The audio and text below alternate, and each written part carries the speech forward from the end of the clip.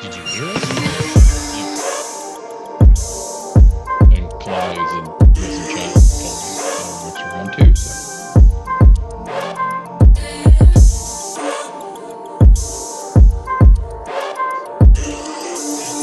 Oh, it's your private message. Yeah. And the bugs and stuff. That's really weird.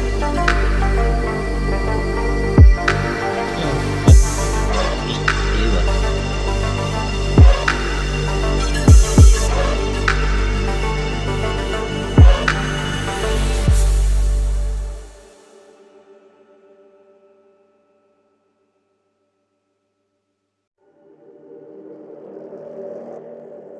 Hi, Kalai.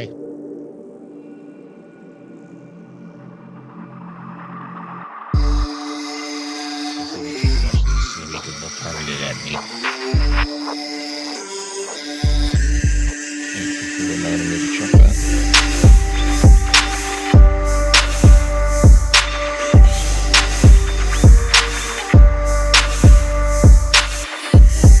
There's Ellen. Finally.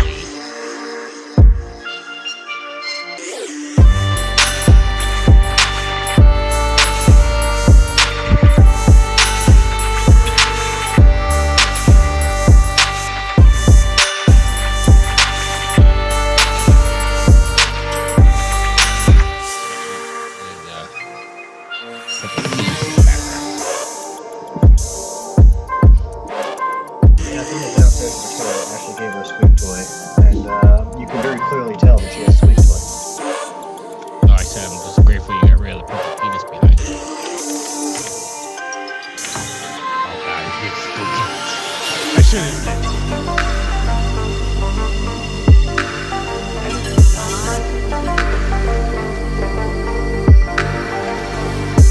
I can see it being there.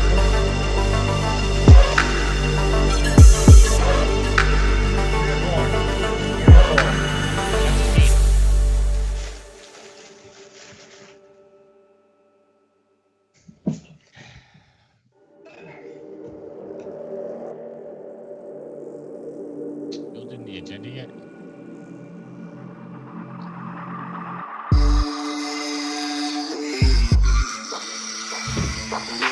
Is Shield on this week?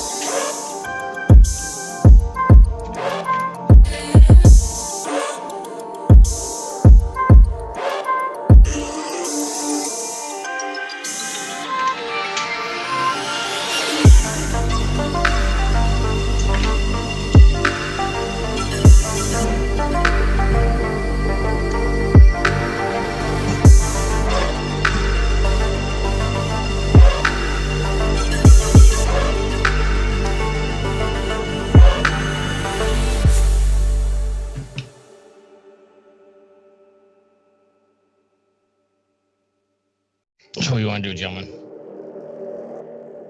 I'd say I'm editing, so we can go on without him if he's. I'd like to institute a new rule that without a message, if there is no contact and the person is not on by 7:15, we start the show. Any of the other 5 minutes? Is there another 5 minutes? Any objections? I'm good with that. No objections.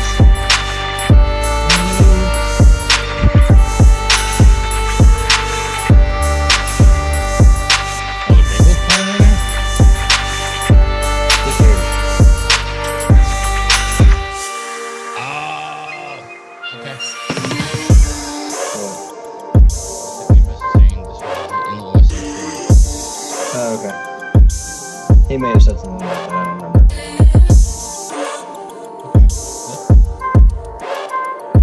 Easy Reddit.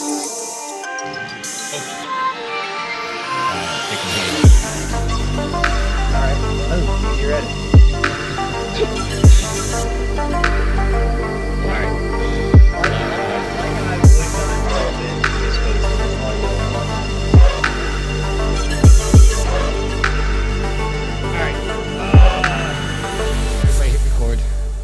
Doing the musical challenge. No, Recording hit. because I wasn't supposed to be here this week. Remember? How am I supposed? Didn't we forget? But wasn't there a musical challenge set up last week that we didn't do?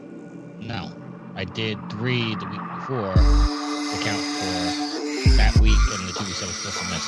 I mean, I can throw one together real quick. No, it's fine. Let's strive on it. Are you recording this? I am very much recording.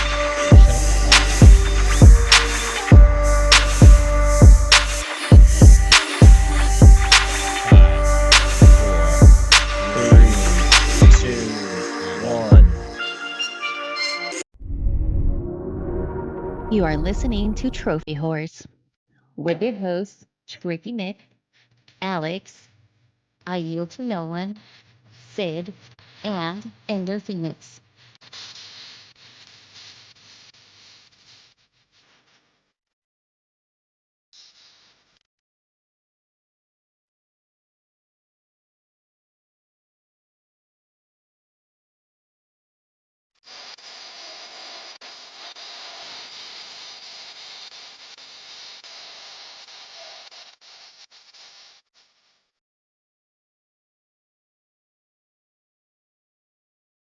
That's your cue, Matt. Oh, is it that kind of week? Well, then, welcome everybody. Well, This is I did. episode- I did say you were in charge until I told you. Well, then, guess what? Uh oh. Thank you. This is episode 649 of the Trophy Horrors. You heard him already. Tricky Mick is here, but he has relinquished control to me, so the Grinelli takeover is still in effect. Tricky, how you doing?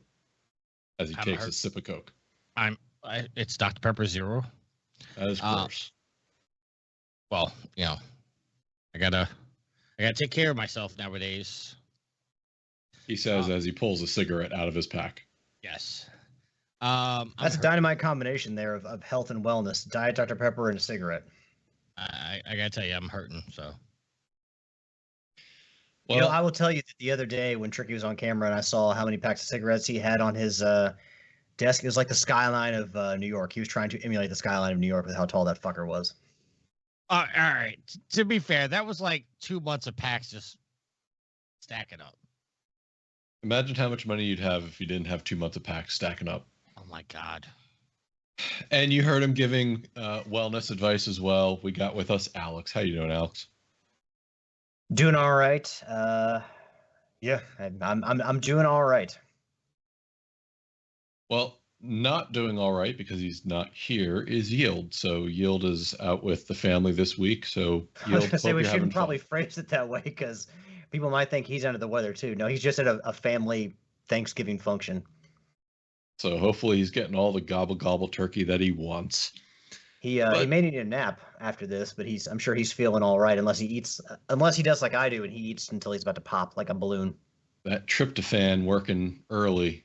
Thanksgiving always, what was it? Mythbusters did the entire thing that it's not the tryptophan. It's just the fact that you gorge yourself and your body goes into diabetic coma at that point.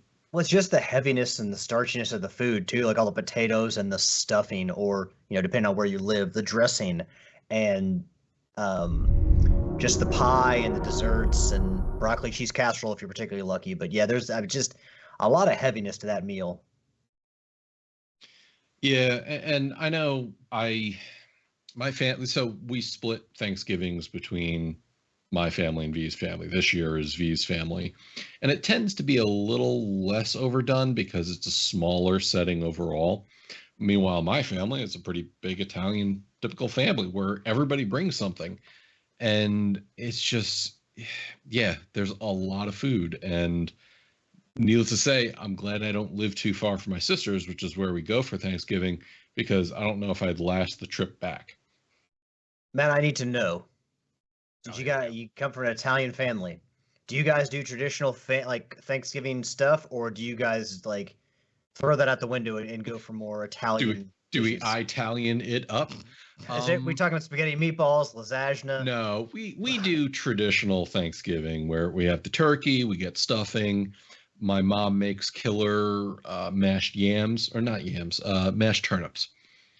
And we do have, you talking about starch, that's the name of the game. We use my grandmother's recipe of mashed potato corn pop balls. So just take mashed potatoes, roll them into a ball, and then you roll them in cornflakes and bake them that way. And, little gravy dipping. It's amazing. Can we just establish one thing as a group and, maybe possibly actually agree on something for once? Can we say that ham is better a meal than turkey is for Thanksgiving? No, we're not going to agree on this because my God. I think there's a place for both on the table. Oh, no. I'm not saying turkey's bad. I'm just saying I think a ham is a better centerpiece than a turkey is. I think ham is more winter, like Christmassy holiday, if it were me. But also, I don't really eat turkey any time of the year other than around Thanksgiving. I mean, sometimes when we go to a barbecue joint, I might get some turkey, or some smoked turkey, but generally it's for Thanksgiving. So I eat ham, more year round. So I would rather have turkey at Thanksgiving because that's like, Thanksgiving pumpkin pie. That's when I'll eat it. Cranberry sauce. That's when I'll eat it. So if it's one of those things where I can only have that, or I really only eat that food once a year, no, I'd rather have that food. So I'd rather have turkey. And the fun. Go ahead, Al. Oh, I would just say just put both on the table though. Give people options. If Tricky's talking about a centerpiece, it really depends on how it's presented. And, living on my own for a number of years now, learning the art of smoking and whatnot, there's a certain art to presenting turkey. And for years, I did the same thing everybody else did. You buy the powered knife and you just slice the turkey off the breast and you got chunky white goodness. What I learned is technically what you do is you have to separate the breast from the bird, and then you slice it lengthwise or widthwise, I guess, in that case. That way, each piece has a nice piece of skin on it. So that way, you get a little bit of that crispy, fatty skin goodness with your turkey breast. So, no, clearly what you need, though, is the little paper frilly mittens to go on the end of each leg. The turkeys, when they're sticking up, you know what I'm talking about? Like they got the little arches on the end of them. That said, I'm a dark meat kind of guy, so that's the really only piece of turkey I'll eat. Legs and thighs for you. Kalai wants to know: is Chunky White Goodness your stripper name? No. I won't go into my stripper name. Sultry? Sultry White Good. There's certainly a white moniker in there. Anyways, Kalai also says that she's skipping Thanksgiving this year, and hopefully, Kalai, you and Jim get everything you want and get the time spent together pretty well. Well, that's enough about Thanksgiving. I'm sure we'll have more to talk about it next week when Yield is back for episode 650. So just a reminder that next week's episode is going to be the big 650, where I'm going to be presenting a number of trivia questions to the guys. So that way we can have a little fun. We won't be covering news, just as a reminder. So unless something like mega happens, like ridiculous, like Sony buying the parent company. This hasn't happened yet, but Sony trying to buy the parent company of From Software. I would think that would be something we should probably talk about. Well, we're going to go into that a little bit later. I was going to say, why are you spoiling the topic we're talking about today? I'm foreshadowing. Well, the other thing is we do on the show is we talk about trophies, and I have no clue if these trophy counts are updated again for the second week in a row.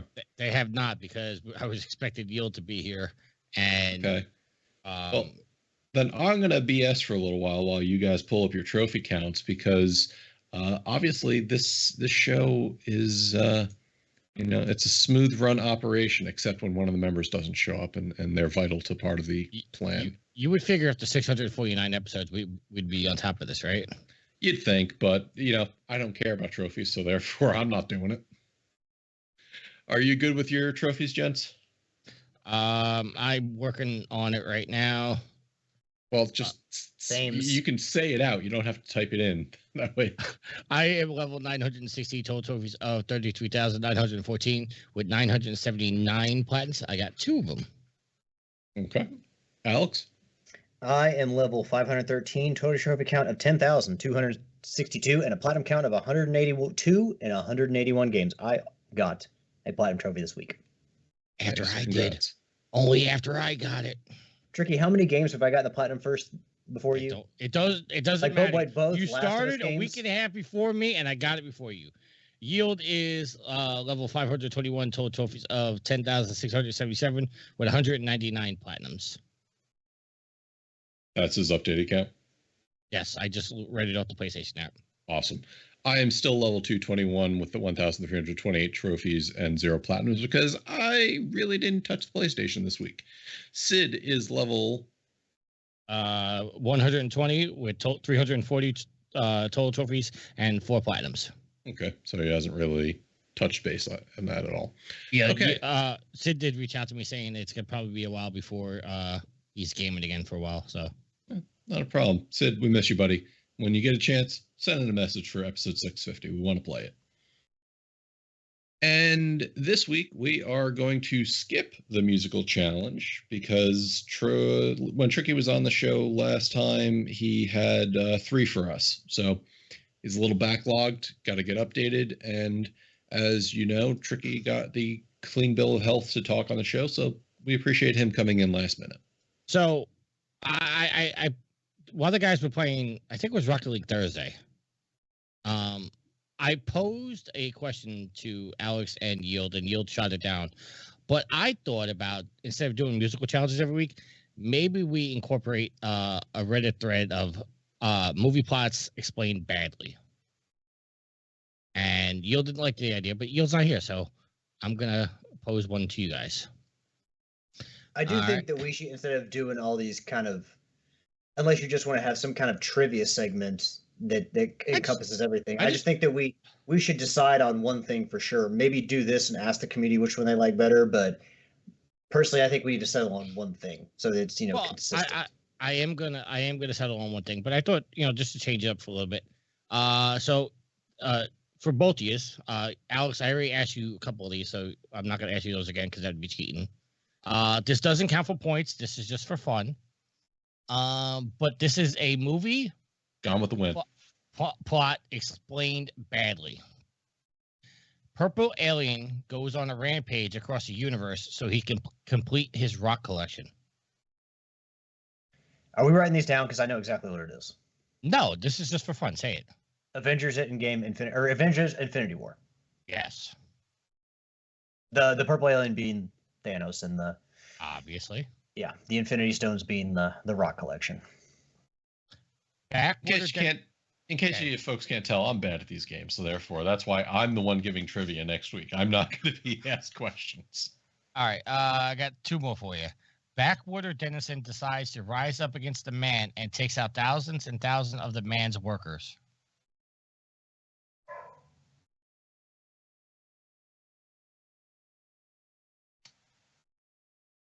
Got me. I don't know. All right, I'll give you guys a clue. Jesus Christ, just tell us. George Lucas. Star Wars. There you go. All right. All right. No, we're moving on. We're not. Hold on. Last one, because you guys. No. We are moving on. No, we're not moving on. Yeah, we are moving on. Am I controlling this show? Yes, I am. Alex, what have you been playing? My God. Well, I have been playing. I was waiting for the Black Friday sale. There's been a couple disappointments for me this week in gaming. One, they added the Resistance games to PlayStation Network. And it's weird because if you go to the PlayStation Plus like Classics catalog or the game catalog, they're not in there. Even if you go under game streaming, they're not in there because they're the PS3 version of these games, so they have to be streamed. You cannot download them to your system. But I had to search for them in the search bar to actually find them. But there was a question whether or not they would add trophies to Resistance, the original game Fall of Man, because when it came out, it was the first big game from Sony for the PS3, so it did not have trophy support. Resistance 2 did, but it also had some of those really difficult and really lengthy, grindy multiplayer trophies, which Sony seems to have worked out of their system these days, and they tend to make it a lot easier to get platinum trophies. And I think a lot of games have, like early days, the Wild West of the trophies. It seems like there were games that would just put in ridiculous online multiplayer trophies. Now it seems like most games have kind of gone towards either having a multiplayer functionality but then not having multiplayer trophies, or just a couple, which makes it easier to get the platinum trophy and is appreciated. But they did not add they did not add trophy support to Resistance Fall of Man, and the trophy list for Resistance 2 is the exact same. And unfortunately, if you decide to play it now, you're not going to be able to get the platinum because the servers have been shut down for years and years now, and there are still multiplayer trophies. So unfortunately, yeah. Because if that had trophy support for both those games, I would have gone back and played them right away. That would have been the next things I played. But there's other things I need to play ahead of those games, stuff I've never played before. So if I do decide to go back and play them, it's definitely not going to be now. But that was a huge disappointment, because that is one big thing about these games coming back, is that you can add trophies to games that didn't possibly have trophies to them. And Resistance Fall of Man is obviously a Sony-owned game that came from Insomniac. So yeah, being a big PS3 exclusive that doesn't have trophies, it would be nice to be able to get those. And obviously, Heavenly Sword is another game you would love to see get trophies in the future, because it is currently on the PlayStation Network, and as part of, I guess, their streaming option, and you still no trophies for that. So, to jump in, when you do play it, I need to know, because obviously I'm not going to get Plus myself to be able to play them. But I recently went back and loaded up my Resistance Fall of Man on my PS3 and tried playing it, only to realize the aiming in that game was horrendous. And I think it's just due to the time period of what we're used to now on controllers to what the DualShock 3 or whatever the dual controller was back then. So whenever anybody plays it, let me know how it plays now on the streaming, because I love the game, but I can't play the OG version using the controls the way they are. You heard that, Trophy Horse community. You have your homework assignment.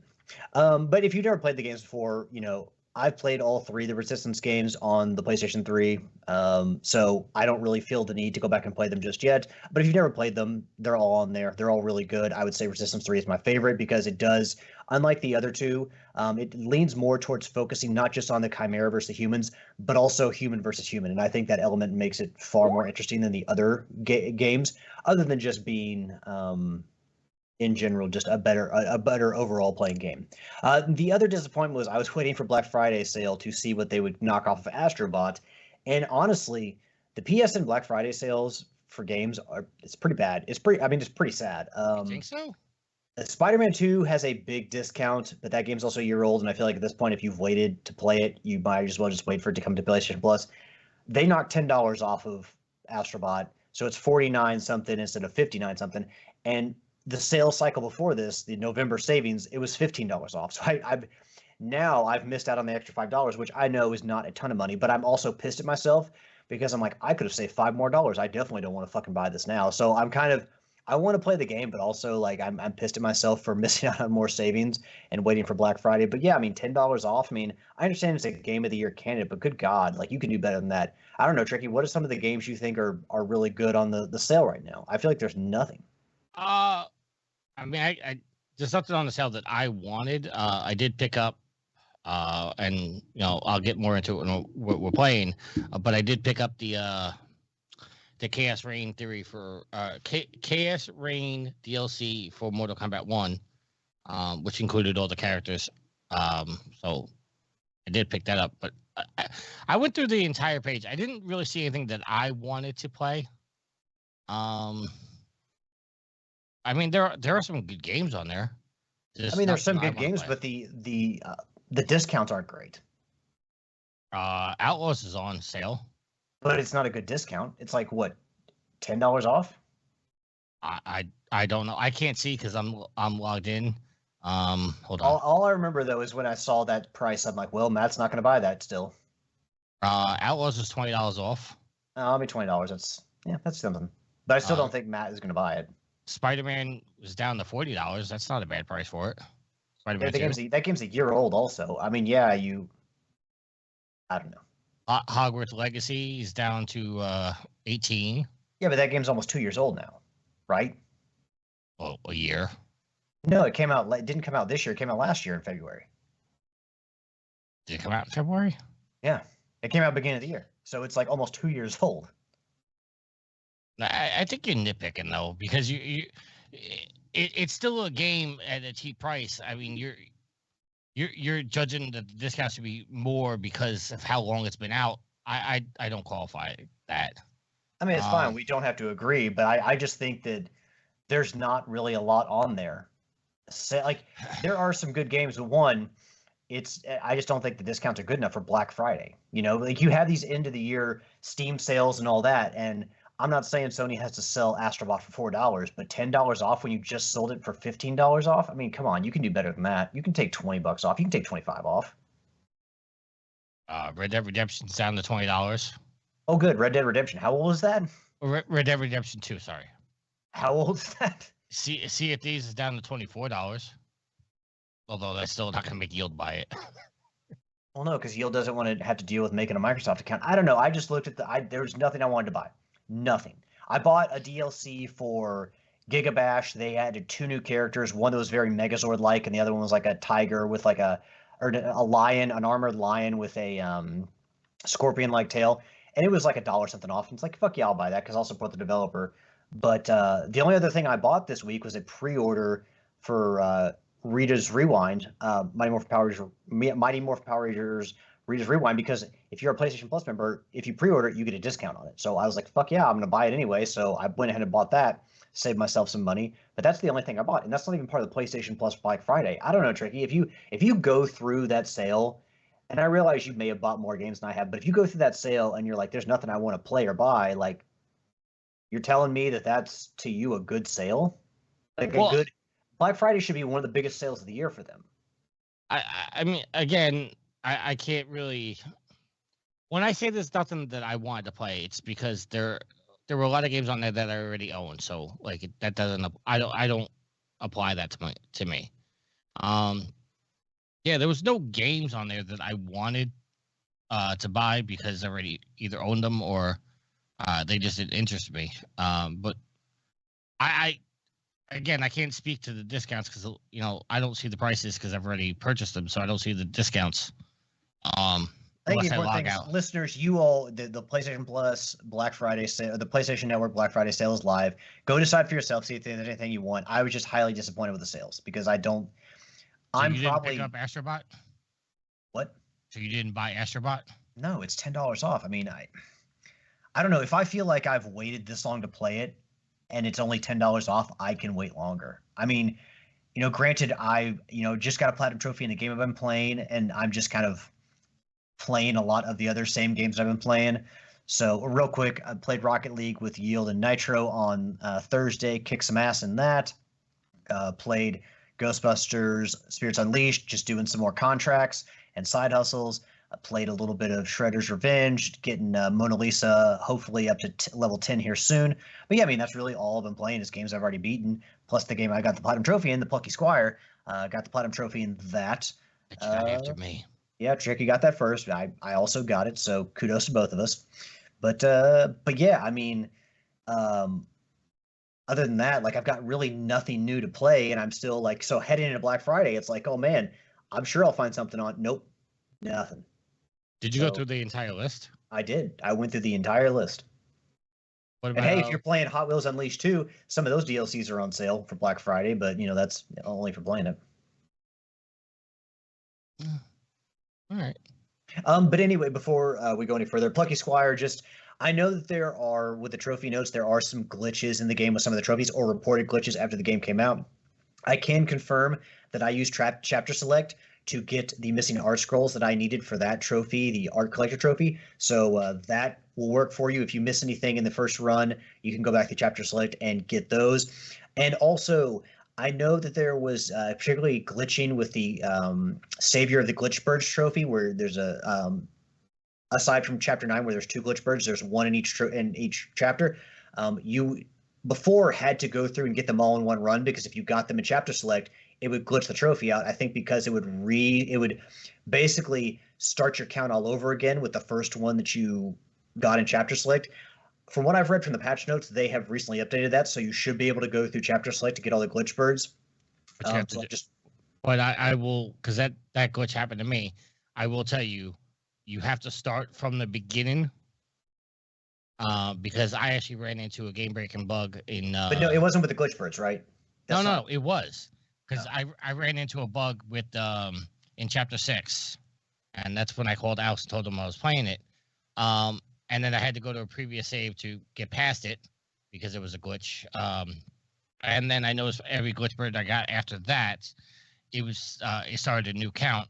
So you actually. So yes, that is actually one thing I've also read, is that if you reload a previous save, that also can fuck up with your weird profile. Right. So I had to go back to chapter 1 and go through it in order, because I actually went to 5 first, and it didn't give me the credit for the glitch birds to add the count. So you actually have to go back to chapter 1, find that glitch bird, and then you can drop out to the main menu and then start up chapter 2. You don't have to complete the level. You don't have to go through the entire game. You can just get to the part in the chapter, get that glitch bird, and then go back to the main menu. But you do have to do it in order. You can't do like chapter 3, then chapter 1, then chapter 2. You have to do chapter 1, chapter 2, chapter 3, chapter 4, and so forth. Yeah. So, but they did fix the chapter select issue with the glitch birds, where you could do chapter select. Just don't load a previous save file, I guess. Just Yeah. So, one cool note about the glitch birds, because I actually read, the art scrolls you collect are actually, you're unlocking stuff for the concept art in the little art gallery in the menu, the in-game art gallery. One of the things I learned is the glitch birds actually came into being because of a glitch within the game. So in the Honey Badger boxing mini game that they have in there, that's very Punch-Out-esque, I guess what happened was there was a visual glitch, and what happened was they turned that into a collectible, a character, because the actual glitch bird, how it turned out looking, they have a picture in the art gallery. It looks just like the glitch in the game. So the game actually created a collectible based on just a visual glitch, which is, I thought, really cool that they just kind of came up with that, and they made another collectible. But Tricky, what are your overall thoughts about? Since that's about all I've been playing, but what are your overall thoughts on the Plucky Squire? Because I thought it was easy, but I like the art style, and I like the jump in and out of the book mechanic that they did. I thought that worked really well. I like that mechanic, but I thought that was entirely unnecessary. I would like to see an entire game in that art style outside of the book. Inside the book was fine; like it added certain challenges to it, but I like that art style in that 3D world. I like the game more outside the book than I did inside the book. Went through it just fine. Good game. I mean, I wish it was a little longer. Wish it was just a little bit harder. I will say that I didn't know it at the time, but I kind of made it easier on myself because I did one hit kills, which I did in the sentence, and I changed that, but I was thinking, like, because you said the game was too easy, so in my brain, when I switched on one hit kills, I thought the enemies could kill me in one hit. So I did that to make it harder on me. And in reverse, I actually made it easier for myself. Yeah, when I say the game is generally, the combat's pretty easy. Like, you're not really going to die from that. But later on, there are some puzzles that do get a little challenging. So you will have to think about some of the puzzles. They're not all just super easy. But yeah, overall, the combat's pretty, you're not going to have to really worry about anything with the combat, even on adventure mode. But yeah, that's really all I've been playing, Tricky. You want to just roll into what you've been doing? Yeah, well, I got the platinum in the Plucky Squire. I also got the platinum in Lego Horizon Adventures. Good game. A little short for my taste, and Matt, I know you're gonna chime in on this, but when you learned about how short it was, it's what you delayed you on buying it because you overall it took me about 10 hours to go through the story, and Matt, you said that you think that was just a little too short for the price. Yeah.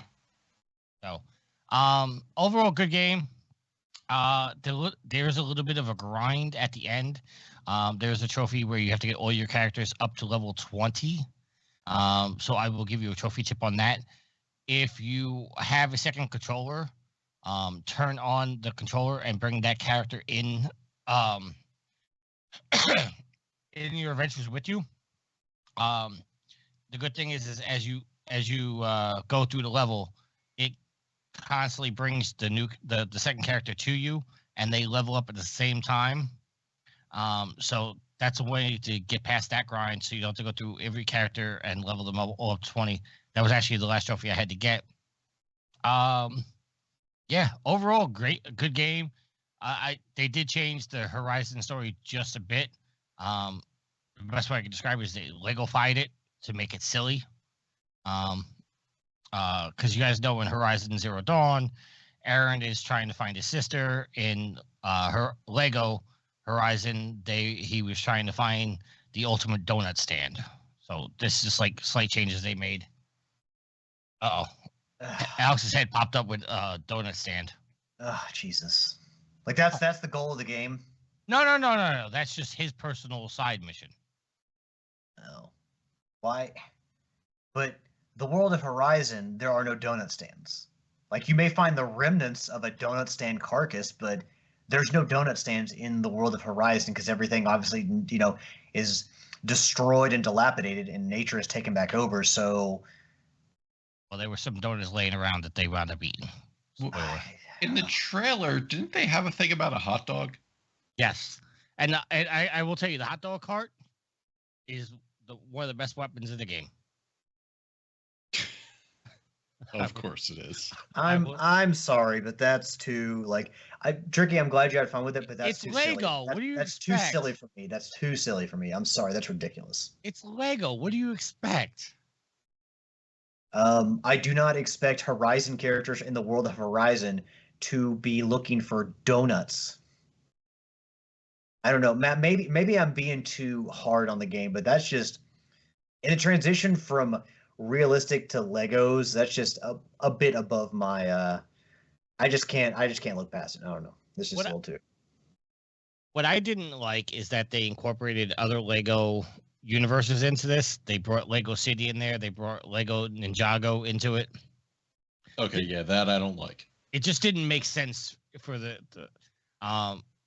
overall. No, because in other Lego games, it's not like Lego Star Wars, for instance, they're not crossing boundaries. Right. Like what?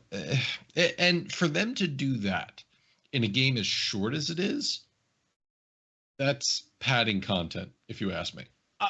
To be fair, there was no Ninjago levels. It was Ninjago costumes. So it's not like you're running through a Ninjago level in Horizon, but you can't. But some of the side projects, I guess you could say, that you had to put on a Lego Ninjago costume, and then you had to go freeze 20 enemies. Then you had to do the fire. Then you had to do the shock. But you had to put that costume on to go do it. In chat, Kalai blasphemes by talking about the original Horizon Zero Dawn being silly that they took down mechanical machines with a bow and arrow. They had more weapons than just a bow and arrow, Kalai, and we will not take your Horizon slander here. Speaking of Horizon, I'm also playing Horizon Remastered. Looks phenomenal. Love that game. You know what looked phenomenal and I love too? The original Horizon for the PS4. This looks so much better, Alex.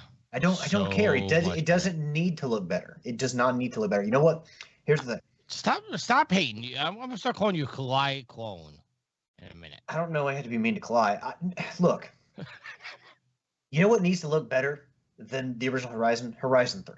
That's what needs to look better. We don't need to go back and make a better looking Horizon at this point.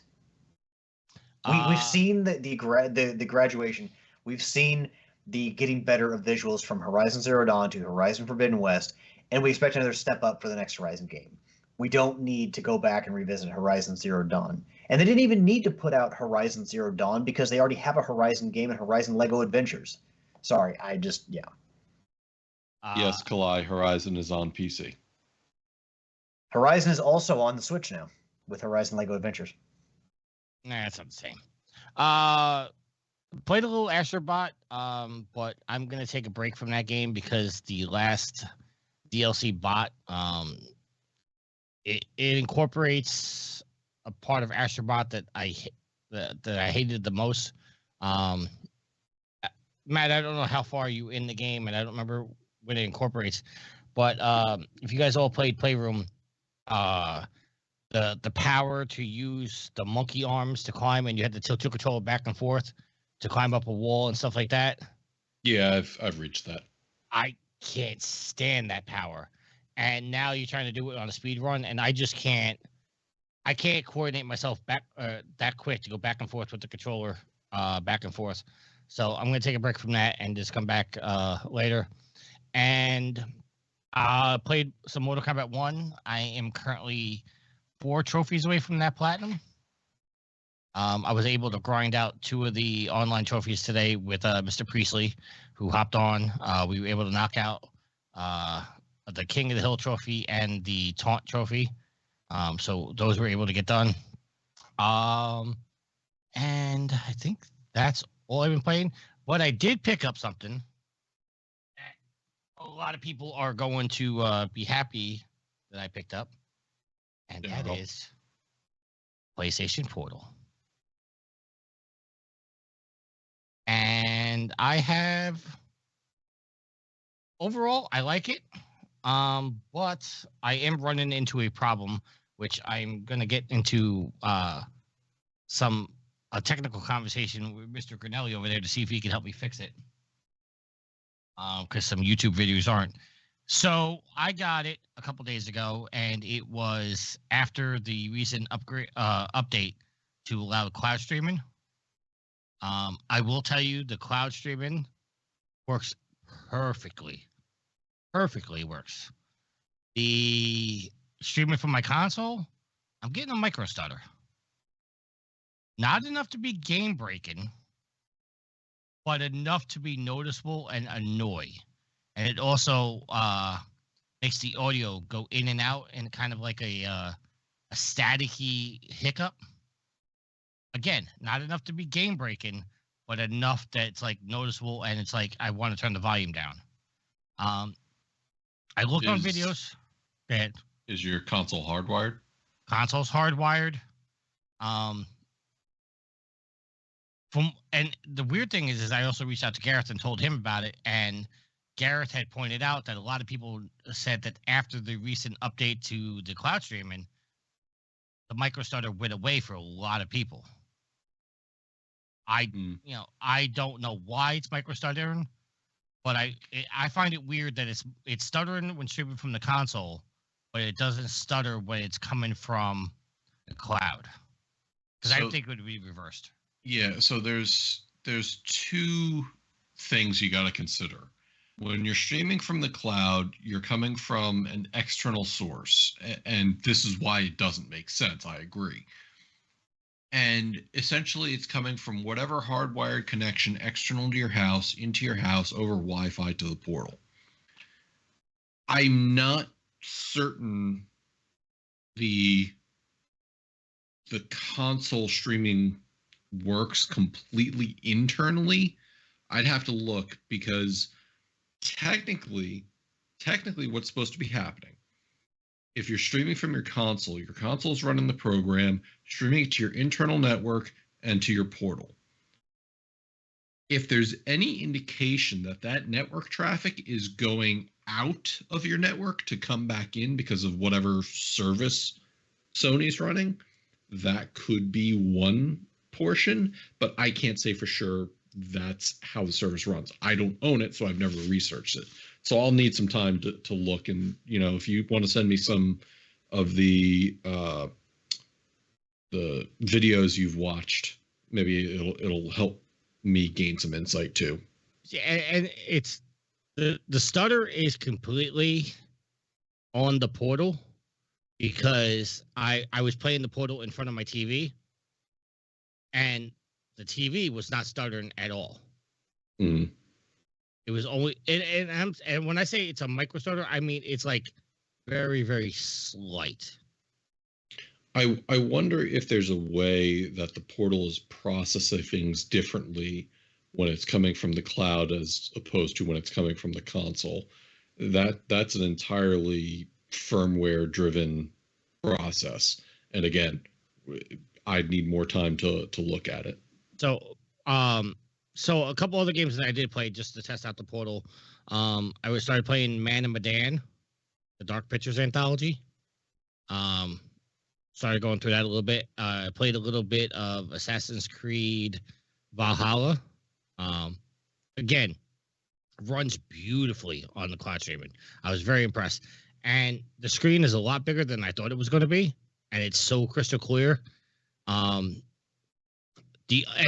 before anybody jumps on my throat because I said I wouldn't buy one and all this other stuff, literally the only reason I bought this is because I am moving soon, and my home situation is going to change where I'm not always going to have access to a TV. So this made sense for me now to be able to keep gaming without having to take up a TV. So I've always said it that the lack of cloud streaming was this device's downfall. The fact that Sony has now implemented that makes it a worthwhile purchase, I believe, in many scenarios. See, and now this is the thing that a lot of people are upset about, is the fact that the cloud streaming only applies to premium subscribers to PlayStation Plus. But because what I've heard in the feedback, and obviously I was doing research for videos and stuff like that, so I came across some articles. They're putting a pay gap into that feature, that they want to sell the Portal, and this is one of the best features of the Portal now, but you have to pay $200 a year to use it. Xbox does that. Like that's what they do. You want to stream from the cloud? Yeah, that's you have to pay for that service. So, oh well. But overall, I'm impressed with it. Man and Medan, I'm gonna get into, but I did see something. Do either one of you guys own Man and Medan? I do. Why? Okay, so in order to get the platinum, you have to play co-op with somebody. Yep. Honestly, and that is having to play co-op with somebody, and I know there are people in the community that are probably willing to do it, but just coordinating that stuff is just not always the easiest. I would have played that game a lot more sooner if it was not for that. But see, there's something with that trophy that aggravates me a little bit. So the host, so in this case, let's say me and Alex decide we're gonna go get that trophy. I invite Alex in. Unless we do the entire game in one sitting, Alex doesn't get the trophy for doing the co-op. We'd have to start all over again with Alex being the host, and then go through it again. So you're adding an additional playthrough because it doesn't transmit the fact that Alex has already done this much of the story with me. And I don't know how long it is to get through the game, but doing that all in one sitting is just not feasible with anybody. Yeah, I don't think the game's that long. It's just having to play through in one sitting. You never know what's going to happen. Like, I'm sure you can take breaks and pause and stuff, but to sit there and have to run through an entire story in one, I don't know. I don't like that. I mean, it's 4.5 hours. So yeah, Kalai in chat was talking about how you can get it done in 6 hours, which if you really push it, you can do that. And also you don't have to go for whatever ending. You don't have to wait to make choices. Whatever happens. You can push through it. Yeah, but I just think the fact that, like, if me and Alex stop and then we restart, whoever the host is going to get the trophy, but the other one's not. I mean, I guess that's because if I started with Alex, but I finished it with you, Matt, I could think the argument is that you didn't complete the entire game in co-op, but there's got to be some kind of a system and check to say, okay, Alex has done this this long in co-op. I'd be more concerned about disconnects. That you're on hour 5 and suddenly the client disconnects, and now the person who was the guest is the one getting screwed. Yeah, that's the other thing. Is like what happens like the power goes out or the internet drops off and whatever the case may be. That would really suck. Okay. But Alex, if you're willing to go through it, I'll go through the game once or twice with you. I mean, you got to find 4.5 hours when you're not doing anything. I mean, I could. There's definitely times when I'm, playing, especially on a Thursday night into a Friday when I'm working late on Friday, so I stay up late on Thursday. But also, sometimes I can stay up later some Thursdays better than others, and sometimes I just kind of like this past Thursday, I went and laid down and went to bed at 11 o'clock. So, I mean, we can see. I appreciate the offer, and I do have Medan, so I bought it on sale one time. It's just I love supermassive games for Until Dawn, and after that I'm like, okay, they're coming out with the Dark Pictures anthology, but I've never played any of them because of bullshit like this. Like, as a developer, you have to be aware of what you're asking of people, and just being like, oh yeah, whether people care about trophies or not, obviously they matter because they're putting them in these games and they are, encouraging people to play and buy games that maybe they wouldn't normally play. And in some cases, keep people from buying, playing games that they might normally play. So I would love to go through the story of these, but yeah, just that requirement is just stupid. Sorry. Like, supermassive games ought to know better. Did they ever release the last 3 games? Because it was supposed to be 8 games in the series. I think they've only released 5 of them. Are you sure it was 8? It was supposed to be 4 and 4. Well, they've done other stuff in between. Like because they developed and released the Quarry, which is not part of the Dark Pictures anthology. So they've continued to release games outside of that. Oh wait, here actually, hold on. I just Wikipedia it. The series is planned to consist of 8 games, of which 4 have been released: Man and Medan, Little Hope, House of Ashes, and the season 1 finale, The Devil and Me. The initial plan was to release a game every 6 months. A spin-off game titled Switchback VR was released for the VR2. The upcoming Directive 8020 is set to be the season 2 premiere, so they only released 4 of them. Okay, so yeah, they're doing it season style. So they probably spent all this extra time working on the next 4 games in tandem. That's how they can release them so quickly. Okay, so yeah, there's still 4 more games in the anthology to come. Okay, is that what you've played? Yeah, and I one other thing, I started playing the game. I don't have a problem with the actor that they have for the curator, but I just forgot his name too. I think the guy that should be narrating it is the Russian actor. Oh God, what's his name? You guys ever seen Prison Break? Yes. Yeah. Alex, you seen Prison Break? No, I have not. But did you watch John Wick 2? No. What's that guy's name, Matt? I don't know. Oh.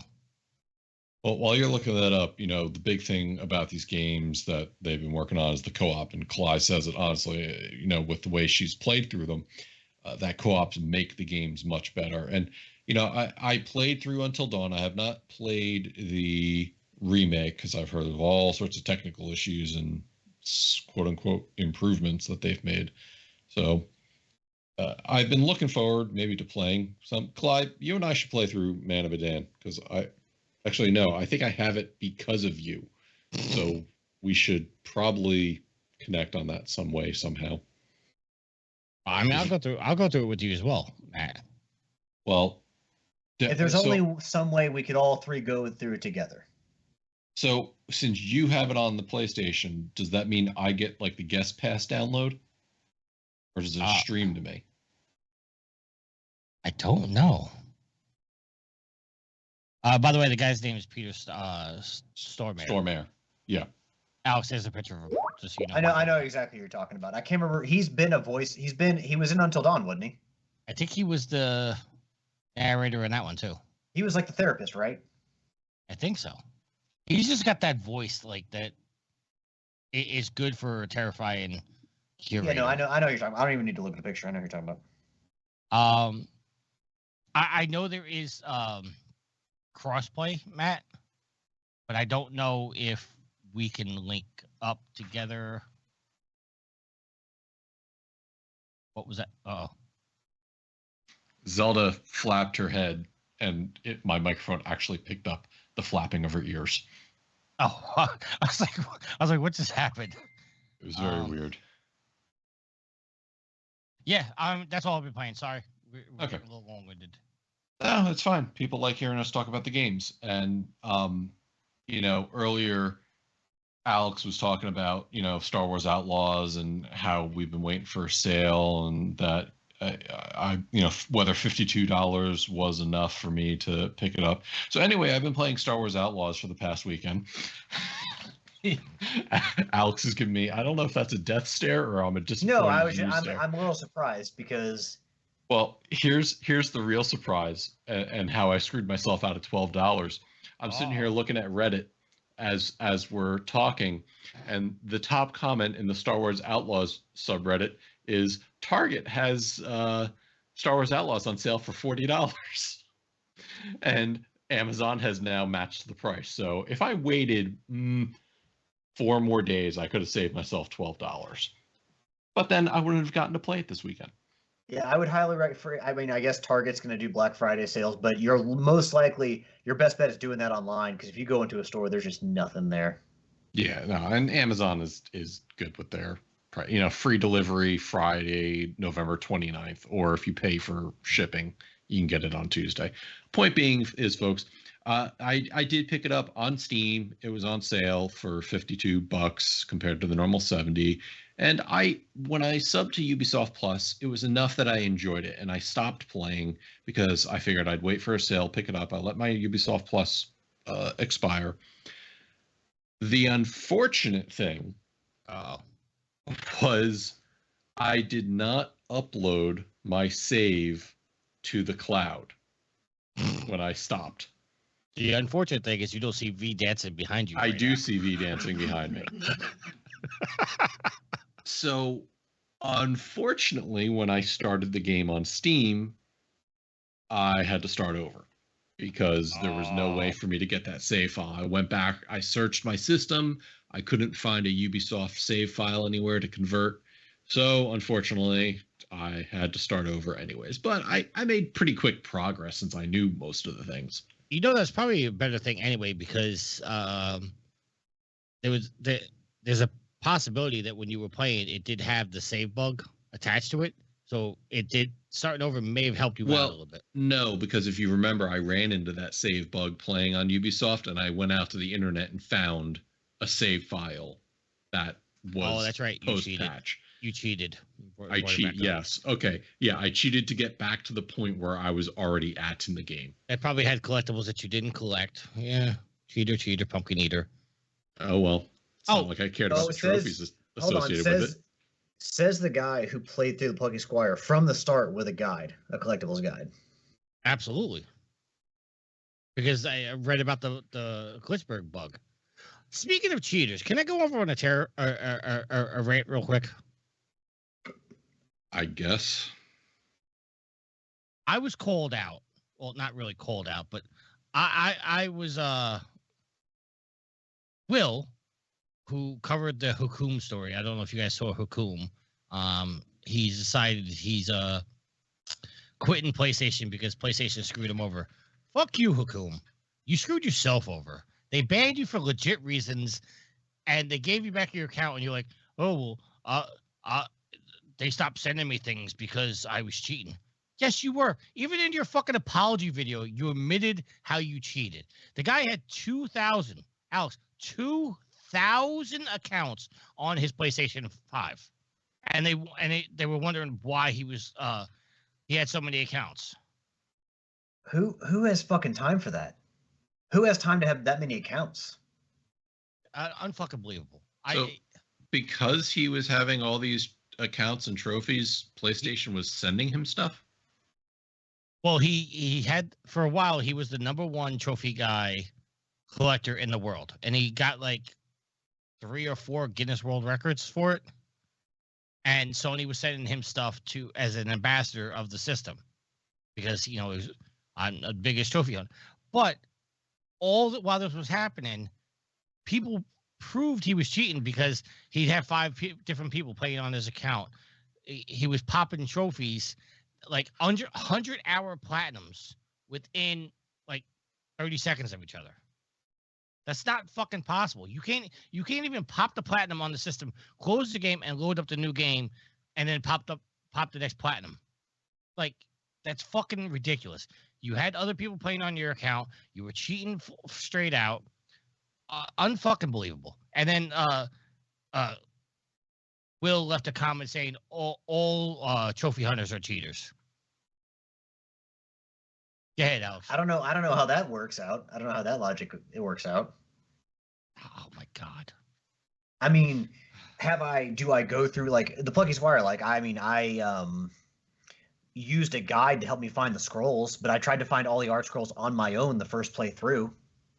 So I mean, I know that, like, the question is, like, should you use a collectibles guide? Like, that's always a question. Should you use a collectibles guide to get a platinum trophy, or is that borderline cheating? Like, having all these accounts and having other people play for you is definitely cheating. And so, I don't know. I think it's we're gonna have to disagree, because I think just saying everyone who is a trophy hunter is a cheater is ridiculous. I think it's that's a bad take. That's a bad take. Just to for clarity, in the PlayStation 8 Dead, the PS5 8 Dead Facebook group, Will said that he was going to be talking about this. I left a comment saying, "King of cheaters, you mean?" And Will's exact quote was, "All y'all trophy chasers cut corners and exploit shit. Pay respects to your king." That was his exact quote. I've never had anyone play on my account for trophies. I've never paid anyone to play on my account for trophies.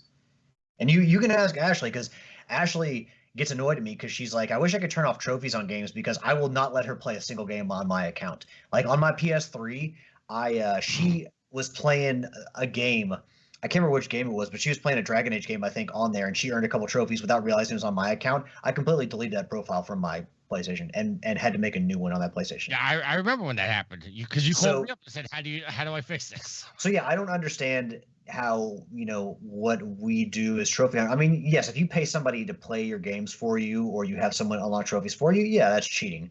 And yeah, like sometimes people, like Tricky and I will, like for Hot Wheels Unleashed, the original Platinum trophy, we both got on there and we boosted some of the trophies. So I mean, yeah, that's cutting a corner. But to equate what Hakum does to what we do is ridiculous. Not even remotely close. Yeah, no. Y'all don't think Will's just pulling your legs?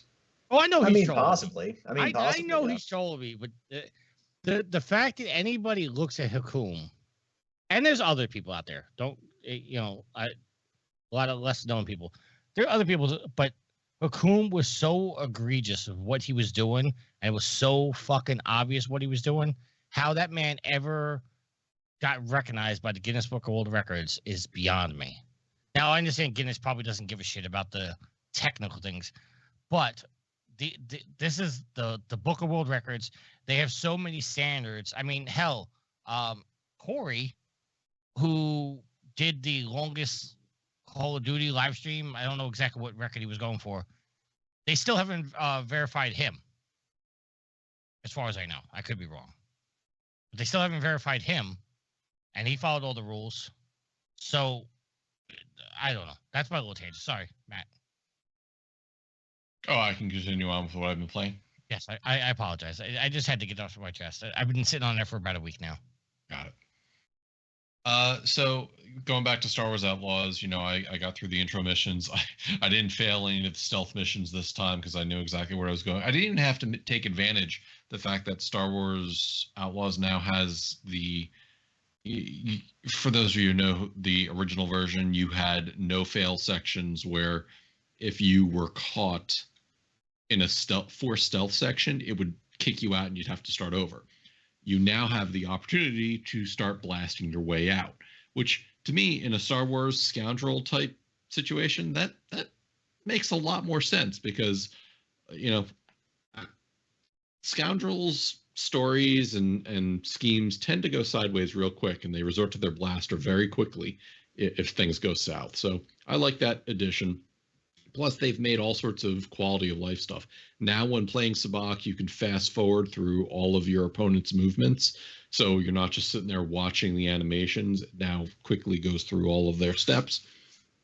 And I've now made it even farther into the game in less time because of all that time I put in before. So I'm happy with it. The only problem is it's technically playable on the Steam Deck, except, and if you remember when I played it before, it has issues with using Microsoft-based controllers. As I've been playing it, I USB my DualSense into the PC so I can play flawlessly. On the Steam Deck, it doesn't recognize the controls. So if I wanted to, I'd have to remap all of the controls to the buttons to get to be able to play it. So I'm just going to wait to see if somebody actually makes a scheme that works, use that, and then I'll be able to see whether or not how well it plays on the Steam Deck. Because right now, I think it forces RTX in the game. There's no option to turn off RTX or ray tracing or things like that. And it, on something like the Steam Deck, it's not necessarily needed. Did a bunch of Helldivers today and a couple other over the past weekend, just playing through level 5. I need to play a level 6 because I am one super sample away from my enhanced combustion chambers to give all my fire-based attacks 25% additional damage. So I just need to get that done quickly. Matt, some people that can help you with that. I've played on plenty of those. I am well aware. I just haven't really had the wherewithal to say, all right, let's get in the right mindset to go after a level 6 or higher. I thought you were going to say I just didn't have the fucks to give. No, I do give a fuck because I do want to get that so I can get to the next level above that, because it is absolutely fun going into a match with the cookout, the crisper, a flamethrower, and the orbital napalm, which is just amazing in taking out an entire area. Played more Team Fortress 2. My buddies and I decided to do some old school, quote unquote, old school gaming, whereby we just went in and raffle stomped some public servers. It is in a much better place than where it was even 3 months ago, 6 months ago, when the bots were just taking everything over. Valve really did some sort of black magic to ban all those accounts and ban the bots. I'm sure they'll come back, but we'll enjoy playing the game while we can. Did even more Dark Tide, where my friends are a number of levels ahead of me, but I'm trying to do my best to make the flamethrower in that game worthwhile. The problem is for the ammo it has and for the reload speed and all that stuff, it's not that great of a weapon, and it really annoys me because I'm sure there's ways of building around it, but it shouldn't take as much ammo as it is to kill some of the trash mobs that come out. So I'm hoping at least that gets a buff sooner or later, because I really enjoy playing that game, and I just want to be able to play it my way without holding back my teammates. A little more faster than light, just trying a couple additional runs, trying some different experiments. I had one real good run going until I didn't, which is the way that game always seems to go. Things are going great until you make one mistake, and then you're ruined for it. So that was a fun little sidetrack. I actually downloaded and started playing Black Ops 6. I don't maintain Game Pass, but V does for a number of the games. So I was playing Black Ops 6, and man, the user interface in opening that game is frustrating. I don't know how anybody just puts up with all that. You enter the game, the first thing you're blasted with are all the different versions of Call of Duty, Warzone, the campaign, the multiplayer, the zombies. Here's all the different things you could buy with real world money. And then to go into the settings, you actually have to go into the module to start the game and choose the settings for that version of the game. So it was just confusing as hell. Again, somebody who doesn't play it that often, maybe it's, people who do are familiar with it. But I was just doing some of the opening missions. I felt like playing an FPS, and that was available to me, at least on the PC downstairs. And really, I want to get into zombies with it. I just don't know how dedicated I am to try to get good at it. So I really don't want to play it with other people that I'm going to ruin the game with. Kalai says in response to my Darktide thing, it sounds true to the actual Warhammer 40K. I'm not surprised. So as with any game, some things are good, some things are bad. And that is all I have been playing this week. So without further ado, we're going to get into some news articles before we go to our listener questions and then our topic of the week. And in the first article we have here, Konami says the reason it decided to remake Metal Gear Solid Delta, or make Metal Gear Solid Delta in this case, was due to the newer, younger generation who aren't familiar with Metal Gear series anymore. This article specifically was from Tech Radar, and Demi Williams wrote it. And, I added my little color commentary is, does your birth year start with a 2? Maybe you aren't as familiar with Metal Gear, you youngin'. And that's because, even though Metal Gear Solid 3 came out in, 2004, I think it was, there technically still might be a bunch of people who haven't had the chance to do this or play the game. So Metal Gear producer Noriaki Akamura said they made the game due to younger generations being unfamiliar with the series. They want to make sure that the series lives on for future generations. So Alex, up first, how do you feel about this as the reasoning that they decide that they want to remake games so younger generations can experience it? I mean, it sounds to me like, hey guys, game preservation. Am I reading that pretty right? Sounds to me like fucking bullshit. Well, that's exactly it. Yeah, maybe they need to preserve games. Otherwise, they're going to keep remaking this stuff to resell it. But also, I mean, there is more. If we're gonna, and I'm not talking about Konami specifically, but there is more that all these publishers can do for game preservation, and a lot of it is, they wanted to sell us the game again. I mean, you said what was the year difference between when the original was released and when this was? What's the gap?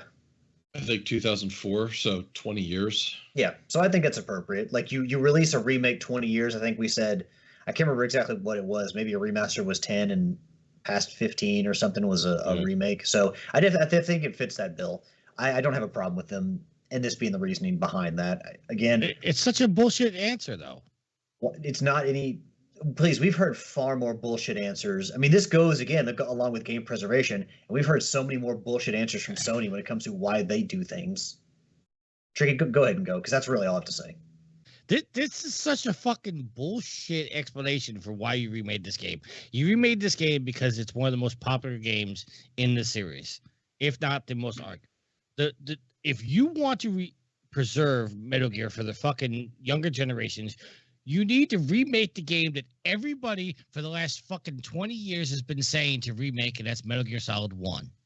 Everybody wants to see that game done in modern graphics. A fan was making it and was making it good, and Konami came out and said, nope, no more. You got to stop doing this. They remade it in fucking Dreams, and it looked better than what Konami ever could do. This is such a... Tricky, look at Nintendo. Look... Realistically, if we're talking about that we're getting, remakes or remasters of Zelda games, wouldn't it make sense to do some of the earlier games rather than do like Wind Waker or Twilight Princess or whatever, Skyward Sword? I mean, realistically. But no, that's not what we're getting. That's not what's happened. Their answer that they made Metal Gear Solid 3 redone is for the newer and younger generation who aren't familiar with the Metal Gear series anymore. Why not make the original Metal Gear Solid and bring that in so people know what the fuck they're playing when it comes to Delta? Delta doesn't explain the series to you. It doesn't give you a history lesson. It goes, this is where we started timeline-wise, which is not even true. Actually, yeah, it is true. It is the first game in the timeline. But it's such a bullshit cop-out answer. You made this because it was the easiest game to redone. And not to mention, this game has already been remastered. I get confused. Remastered, redone, whatever. It was already redone for current consoles. The one game every Metal Gear fan wants you to fucking remake. I'm sorry for cursing. I'm hot with this.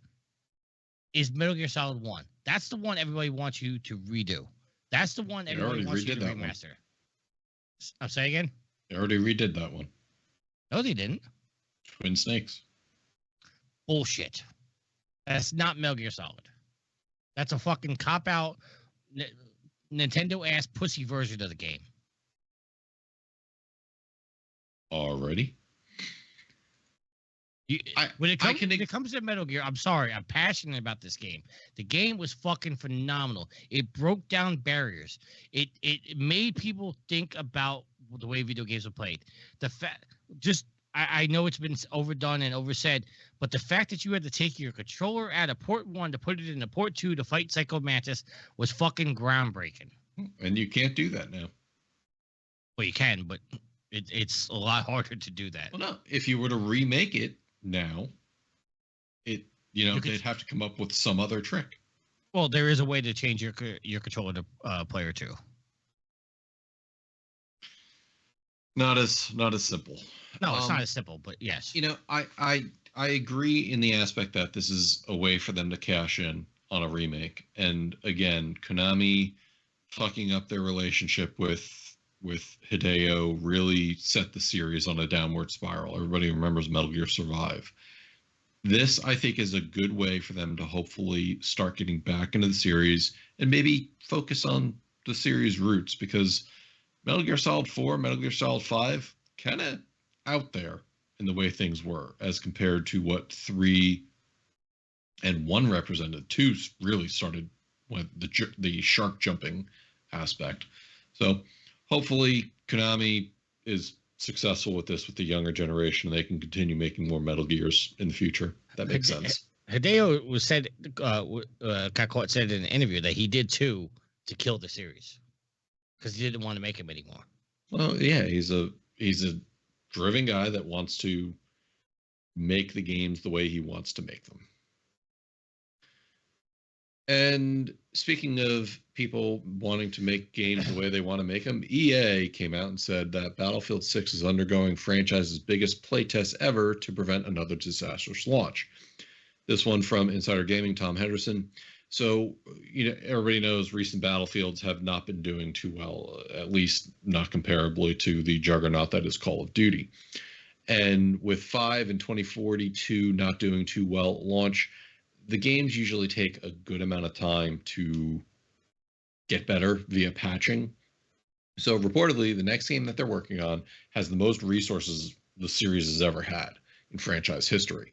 Returning to roots, 64-player action, so 32 on 32, and the play test with external players happening much more frequently in hopes to fix past launch issues.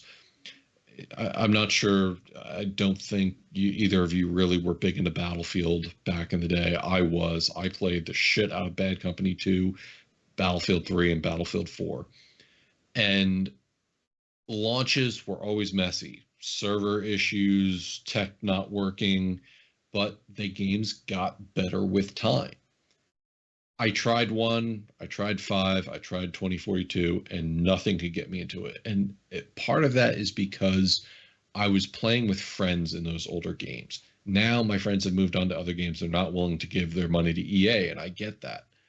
So did I have a good time and ignore the bugs because I was playing with friends? Or were those games just significantly better? I'd like to believe a little mix of both. But it's no secret. EA needs to do something when it comes to Battlefield because there's such a good series there. And they mostly focused on multiplayer, and then they started trying to add single-player stuff to combat Call of Duty. And that's where I think they just went sideways. Tricky, you never did any of the Battlefield games, right? I have no interest in Battlefield games at all. Alex? And if you know me, Bad Company may be more along my taste, because I know that there was the camaraderie between, specifically very story driven between that group of guys within the Battlefield universe, with that squad, I guess you could say. But just the whole simulation style, the military shooters, it's just not for me. Like, if I'm gonna get something in a shooter or get something out of a shooter, it has to be something more sci-fi. Think Resistance. We mentioned Resistance earlier, or a Bioshock. Really, the sci-fi elements are kind of what I appreciate more. I don't want to just be dropped down into a war zone though, and I just don't pull a lot of fun out of that. That's not the setting that I enjoy being a part of. Got it. And you know, again, me playing with my friends is pretty big when it comes to how we had fun in that game.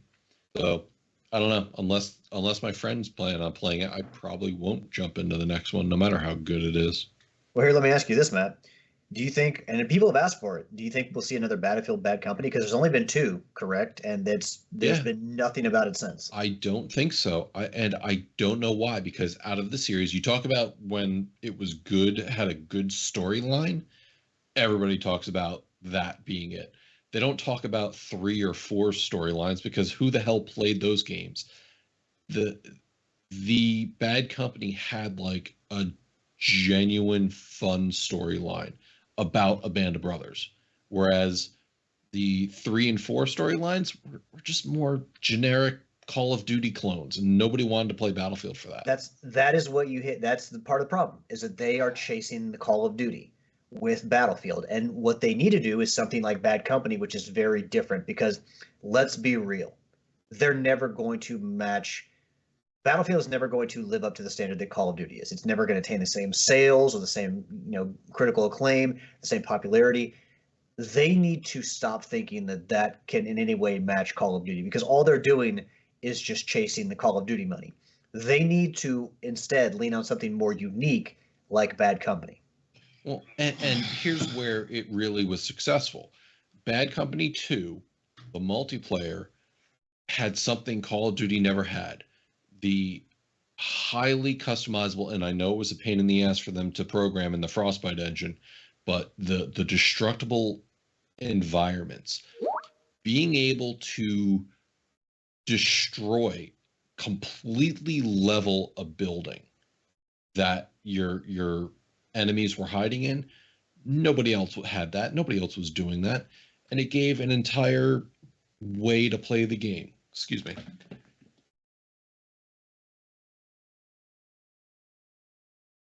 Sorry, I had to fend off a sneeze.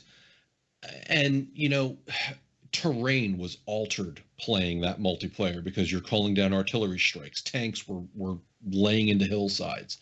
It was amazing. And it wasn't a massive map that you were seeing in 2042. It was smaller. It was more customized. It wasn't procedurally generated. So I think they got away from the spirit of what made Battlefield great in that chasing of Call of Duty. I agree, Alex. So let me ask you, Matt, what was so bad with 5 and 2042? Was it just bad gameplay or just bad physics? So we'll stay away from the glitches, because the glitches are just, any game these days. 5 was a pseudo retro futuristic historical retelling, which is a lot to say. It was an old style game with weapons people didn't really care to use. Going back to 5, there was some controversy about women soldiers in the timeline that it was presented. So I don't think that helped things. But it just wasn't a modern Battlefield. But after doing Battlefield 3 and Battlefield 4, they wanted to get away from that modern storytelling. And then 2042 was not what people wanted. People have been clamoring for a 2142 version. So 2142 that, you're using mechs and hover tanks and Titan fighting up in the air. Can I pause you for 1 second? You said 2142. Did you mean 2042? No. 2142 was a game released 2005-ish, 2006-ish. So what is 2042? So let me That's where I'm getting confused. Let me go into it. I apologize. 2142 was released in the mid-2000s. It was a futuristic style battlefield where you had hover tanks and walker tanks, flying airships called Titans that you would have to shoot down and take out. It was a futuristic battlefield. 2042 is a near future modern battlefield where, you know, the idea of futuristic weapons are drones, Boston Dynamic dogs, you know, helicopters with quad rotors. Like it's too close to modern times that people said 2042, okay, what's that going to look like? And it was all just modern stuff with drones. That's essentially what it was. And then, as Kalai pointed out, the maps were massive. They made it for 64 on 64 fights, as opposed to the traditional 32-32. They were massive. In traditional Battlefield Conquest, you have maybe 5 flags, Alpha through Foxtrot. And what happens, 6 or 7, whatever it was. What happens is you sit under a flag, you capture it, that's your territory, your team can spawn there now. What 2042 did, the recent Battlefield, was you now had smaller areas within those zones to capture. So it broke it up significantly, and in my opinion, too much. I'd spawn at a point to go to the next area, and I'd die halfway through from getting shot from, yards away. It was just too big. And I think that's because they were really trying to cash in on that battle royale and leverage their maps to being a battle royale. And they abandoned that once battle royale started becoming a little too powerful of an opponent in the way of Fortnite. So I just think they got too big for their britches. Okay. In the interest of time, I'm going to skip the next story. I will touch base real quick on what Alex alluded to earlier, is that Sony is in talks to buy Kadokawa, which is the media mogul. They oversee FromSoft, which is Elden Ring and all the Dark Souls stuff. So this comes from Reuters, Anirban Sen and Sam Nusi. Both Sony and Kadokawa have confirmed that they are in discussions, that nothing is set in stone. It should be noted that Sony already has a 2% stake, but is looking to obviously obtain a controlling stake. And Kadokawa is not just video games, but anime and manga as well. So your thoughts on Sony trying to get in and buy Kadokawa in hopes to control the stake of the Elden Ring and Dark Souls series? Well, I got a question, and this is just coming from ignorance. What's the difference between manga and anime? Anime is video, manga is comic books. Got it. Okay. And remember, Sony owns Crunchyroll, which has a massive...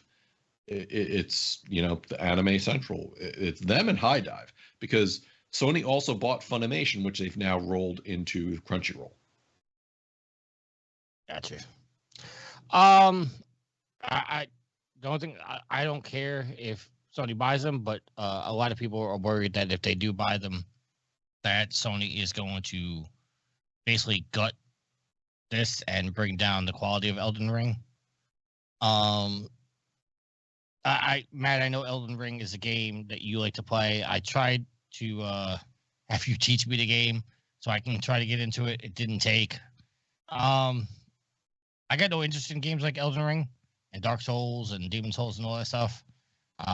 Even that Life of P game, a lot of people.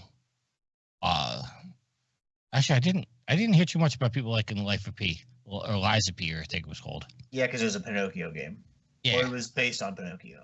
And it still got good marks. It got good marks, but I don't hear anybody talking about it. It didn't do anything groundbreaking. Okay. I just know that a lot of people worry that if Sony does take over, it's gonna basically destroy what makes Elden Ring so special. When I first heard this, I'm like, oh man, they're trying, because it came out. I think was it a GameSpot? Because I originally shared this article, and it looked like, based on what I had seen, that they were trying to buy FromSoft, which, I mean, obviously, of everything they would get as part of this purchase, that would be the biggest thing. So my initial thought was, this is never going to happen because FromSoft probably wants to be left alone, and they would never agree to this unless the money was just absurd and the people that own FromSoft would kind of want to get out and set up a nice life for themselves. But if they buy the parent company from FromSoft, there's nothing FromSoft can do because it's not them bargaining for it. It's the head of the company. So if Sony can pull this off, adding FromSoft to your stable of game developers would be massive. And I like Tricky. I don't agree with what Tricky said, or at least, I mean, he said that some people are worried about this, and I don't think it's going to be as big of an issue. Sony gave Bungie a lot of room to kind of do whatever they want, and it hasn't necessarily paid off because we've seen what's happened with Bungie. I think that what we've learned things in hindsight with Bungie that maybe Sony shouldn't have done that, because there was a reason why Sony bought Bungie and why Bungie allowed themselves to be bought, very financially driven reasons. But with FromSoft, I mean, they have a track record of having a game in contention for Game of the Year almost any year it comes out. I mean, Sekiro, Shadows Die Twice won it. Elden Ring won Game of the Year. So, like, they're always in that conversation. And Bloodborne continues to be a game series or a game that people want a sequel to, want a PC port to. So I think they've proven themselves where Sony's like, hey, if we get you guys, you know, I think they'll leave FromSoft alone because they see that quality there. As with Bungie is kind of they're a mess. Whereas you don't see that. FromSoftware is run a little bit better as a tighter ship over there. So, but do you think that because of Sony, what would Sony? No, I think they'll leave them alone. I do, because they've been successful in their own right. And don't get me wrong, Bungie has seen some success with Destiny as well, but it's definitely a lot more of a mess there that they need to clean up. Whereas FromSoft, you're not going to have that. Again, if you inherit a company, if you buy a larger company that includes a company that is a Game of the Year contender every year that they release a game, you leave them the fuck alone. And I think Sony is smart enough to do that. Okay, let me finish my question. Do you think that because of what happened with Bungie, that Sony might be looking harder at FromSoftware? You have to take each company on its own, and I agree with you, but I'm just saying, do you think Sony is going to say we need to learn from our mistakes and keep a tighter rein on these guys and micromanage them? No, because for another thing, Bungie is a Western company. FromSoftware is not. And you definitely have the two CEOs at Sony in Nishino and Herman Hulst, one overseeing one aspect of the business, the other one overseeing the other, for a Japanese company. And that Sony being a Japanese company, to inherit a developer in a Japanese team in FromSoftware, which is very different from the way that Bungie, a Western cultured company, is run. No, I think they would leave them alone. Okay, Matt, what do you think? I think the difference being that Bungie, listen, again, being a different team from where they were in the Halo days. Destiny and Destiny 2. That was it. That's what Bungie has done, and now they're mixing into Marathon. FromSoft has highly successful series, plural. Dark Souls, Bloodborne, Demon Souls, Armored Core, Elden Ring. They've got multiple hits. And I think that might, if Sony does this, that might give them pause to say, you got it. You can do what you need to do. You have been proven to us enough time and time again. I think there was writing on the wall for Bungie beforehand, because we saw how many times Bungie traded publishers, going from Microsoft to Activision to, kind of doing their own thing for a while, then to Sony. FromSoft has been stable. They've been consistent. I forgot to mention Sekiro. Like, seriously, they know what they're doing. I think Sony might be looking at this saying, again, that's just a piece of the pie. Everything else Kadokawa also already does, including the anime and manga. I think that's part of the package deal that they're looking at, which is why that they're going after Kadokawa and not just FromSoft, which I think they also own like a 14% stake in FromSoft, which is why they get their games exclusively on the PlayStation, or at least Bloodborne was. So I think it's a smart move by Sony. I just don't think it's a move that needs to be done. Again, same thing that we were saying under Microsoft. These corporations buying up all these other ones to reduce the number of individual entities is really starting to get scary. Kalai, Elden Ring was made for console, then ported to PC. They can't make it worse. And then Elden Ring DLC is nominated for Game of the Year. Funny you should mention that.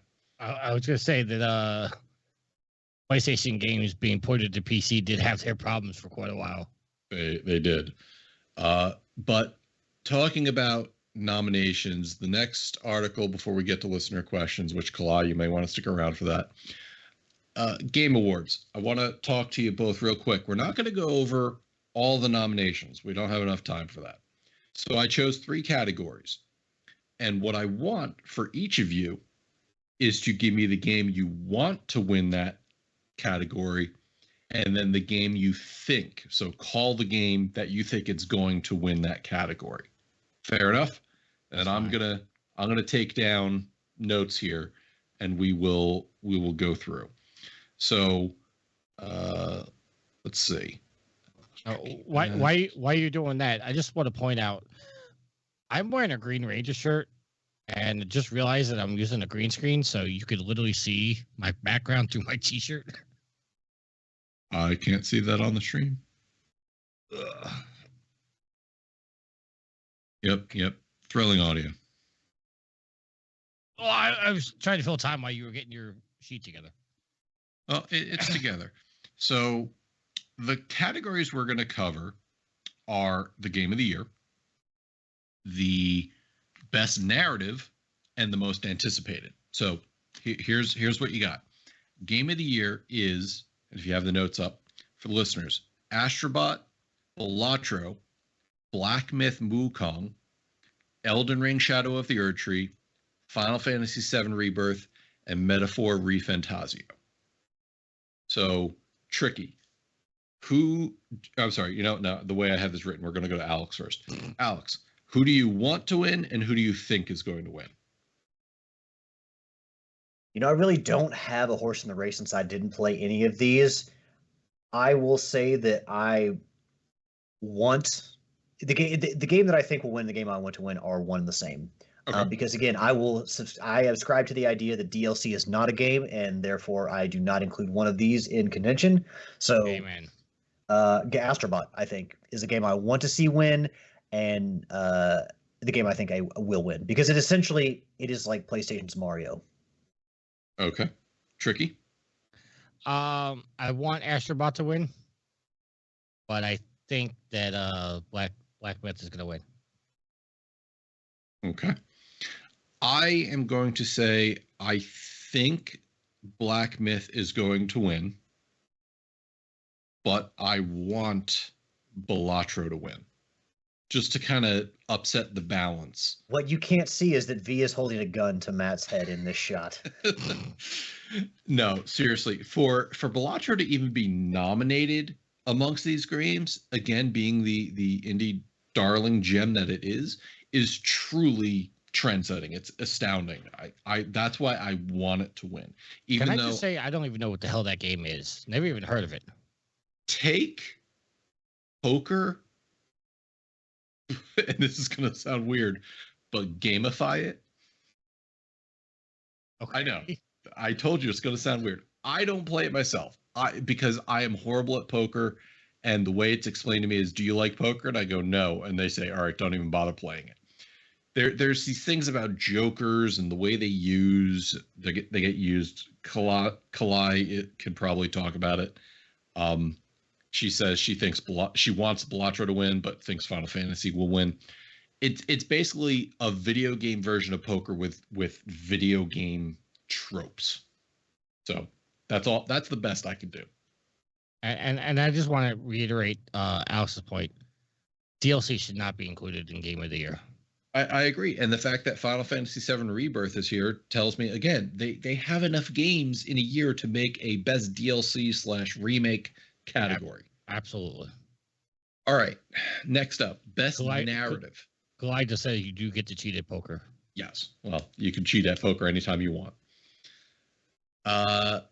Best narrative: Final Fantasy VII Rebirth, Like a Dragon: Infinite Wealth, Metaphor ReFantazio, Senua Saga Hellblade 2, or Silent Hill 2. Alex? Okay, so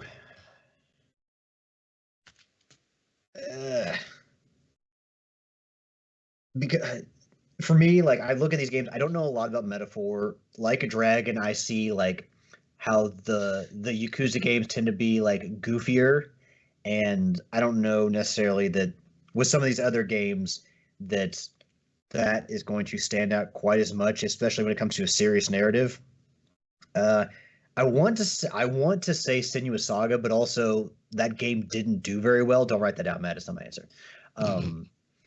But the game didn't do very well. Like there wasn't enough attention on it, so I don't know. Again, it's not based on popularity, but I just don't think that game like there was the technical aspects of that game that people talked about, and the visuals and like the audio. But that doesn't always translate to narrative? And again, I don't think that game did well enough to really prop it up there. So really, for me, it's between Final Fantasy VII Rebirth and Silent Hill 2, and I'm honestly going to say I want Silent Hill 2 to win, and I think Silent Hill 2 will win. Okay, Tricky. Silent Hill 2 shouldn't even been nominated. It's a remake. Well, they're saying Final Fantasy VII Rebirth. I mean, I guess there was more work into Final Fantasy VII Rebirth, but again, if we're gonna make for Game of the Year, I understand wanting to break those into their own category. But if you're then we have to have two different categories for all the remakes and then all the new games. Listen, remakes, remasters, they need to be in their own separate category. When it comes to awards of the year, it needs to be games that came out solely in that year. You can't take a remaster. I mean, are we going to have Metal Gear Solid Delta as best story next year? Probably. I mean, that's wrong to me. That's a story that was told 20 years ago. Stop trying to tell me that story. Anyway, I mean, I will say that I do agree with Tricky, but my answer will stay the same. But I do kind of agree with Tricky on that. I haven't played any of these games, so just based it on my experience with the first game, I'm gonna say Senua Saga is gonna win. What I want to win? Senua. I want Senua to win. And I agree, because out of all these and the things I've seen in the trailers and the game, we know Senua has a great narrative. However, I think it's going to go to Final Fantasy. I just, looking at the awards and how people do these things and the way people vote and the way the judges vote, I just feel like it's going to go to Final Fantasy. I think the way that they did that game, they might have introduced new story beats or retold ones and old ones in an interesting way. I don't know. I didn't play through it. I just think that that's the way that one's going to go. All right. I want to respond to something Clyde just said in the chat. Says, normally I would agree with Tricky about remakes, but Final Fantasy remade it so it feels like a completely different game. That, Clyde, I will grant you that, but we're talking about narrative. The story hasn't changed. The gameplay may change, the visuals may change, but the story didn't change. Therefore, it's a retelling of the same story. It should not be in best narrative of the year. Yes, that story will still horribly traumatize you. All right, final category we're going to talk about, most anticipated game. Death Stranding 2, Ghost of Yotei, GTA 6, Metroid Prime 4, and Monster Hunter Wilds. There's only one answer for this. There's no way there's any other answer for this. I think we're all going to say what we know is going to win, but my answer for what I want to win is different. All right, Alex? Okay, so what I want to win is Ghost of Yotei because I loved Ghost of Tsushima so much, and Sucker Punch is an amazing developer. Not to take anything away from the rest of these developers, but that's what I want to win is Ghost of Yotei. What I do think will win is Grand Theft Auto 6 because my God. I just ditto Alex. So you want Ghost of Yotei as well? Yeah, I think that's what I want to win, but GTA 6, there's no way in hell anybody's going to beat GTA 6 for this award. Listen, and Yep, Kalai, same thing. I want Wilds to win. But Death Stranding will give the blowjob to get that win.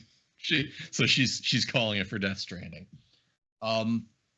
Yeah, I obviously want Monster Hunter to win. Anything that expands Monster Hunter's realm. I know you're a big Monster Hunter guy, Matt, but do you really like Monster Hunter over like Ghost of Tsushima? Yes. Okay. Listen, if you're asking me by what percent, it's a very close percent. But I have more time invested in the Monster Hunter series than I do Ghost of Tsushima. And I played a bunch of Ghost of Tsushima. I probably spent, I don't know, 60 hours in Ghost of Tsushima. But that pales in comparison to the thousands of hours I have in Monster Hunter. And as far as anticipated for me, once they announced Monster Hunter Wilds was coming out in 2025, I literally said, okay, I don't care about GTA. Monster Hunter is what I'm looking forward to that year. I would actually prefer if GTA gets pushed off to 2026, so that way I could spend my year playing Monster Hunter Wilds. And yep, Kalai, absolutely. I can't wait to get you in that game as well and play along, because it's a friend game. It's a game I can play cooperatively with my friends. But I don't think there's denying that GTA 6 is just going to win just from a critic standpoint. And can I just make another point that, it's probably not going to come true, but if some reason GTA does get delayed until 2026, this should not be nominated for most anticipated game anymore. You already had your shot. No, I agree. If it gets delayed to 2026 and we see it on the 2025 Game Awards most anticipated, we know it's going to be, well, I mean, we already know that most of the things are bullshit anyway. So anyways, that's all we're going to cover on the Game Awards now. Obviously, listen to our Patreon when we come out, when we'll discuss the winners and losers of it. But for now, we will go to the listener questions. Time to check my social media, yeah. And both questions this week come from Kalai, aimed at you, Tricky. I know, Kalai. Did Tricky ever try Unicorn Overlord? No. And has Tricky bought Baldur's Gate 3 yet to platinum the game? Never. Which if I recall, she may have donated some money during your Extra Life stream to get you to play it. Did she? Did you, That's Kalai? what I heard. That is what I heard. Because if that's the case, then I have to go play it. She says yes. To which one? Baldur's Gate 3. Well, there's nothing on her donation that says I have to play it. Actually, donated 125. She says she donated $100. She donated 125. You should be a man of honor, Tricky. I have no interest in that game. You're gonna fail so hard at the game too, because you don't know any of the mechanics. That's something you should stream. How much is Baldur's Gate right now? It's good content. I think it's part of the PlayStation sale. Let's see. It's got trophies, Tricky. Look on the bright side. I'm on the PlayStation website right now. Baldur's Gate Digital Edition is $65 or $56 for the normal game. You can do the $56. I don't need the digital deluxe version. No, you do not. It's PlayStation 5 Pro enhanced. I will even help you try to play it, Tricky. I can't play it with you because I don't have it for PS5, but I can at least guide you correctly. Kalai's trying to tempt me. Says there's a rare achievement that's rare to get. All you have to do is sleep with the Emperor. Okay. Yeah, you want to win Gareth's trophy contest. How rare is that trophy, Kalai? Oh my goodness. Hold on, I'm actually looking up. Do you know the name of the trophy, Kalai?